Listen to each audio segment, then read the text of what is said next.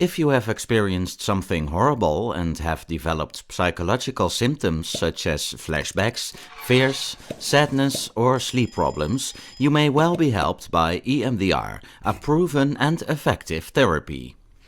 Suppose you have been confronted with a violent crime, an accident, you have been bitten by a dog, or you have had to deal with sexual abuse or violence at home. Such a powerful experience is stored into your brain with a lot of emotions. Once such a memory is stored in your long-term memory, it can bother you for quite a long time.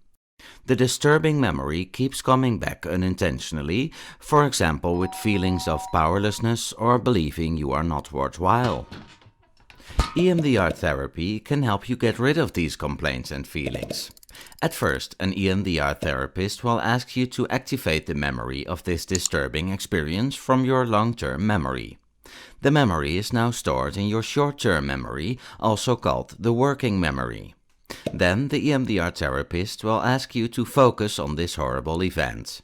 From there, the therapist will move his fingers in front of your eyes rapidly back and forth and ask you to track his fingers as best and as fast as you can. By keeping a traumatic memory in your mind and tracking the fingers of the therapist at the same time, the working memory gets to process a lot of information at the same time. As it is so much information, the image becomes blurred and loses its emotional charge. When the emotional charge of an image lessens, it also becomes easier to think differently about the experience. You will notice this because you feel less powerless or you feel worthwhile again. The intrusions have gone and you feel less anxious. You feel less depressed, you sleep better, and because you have managed to leave the experience behind you, you start enjoying life and looking forward to the future.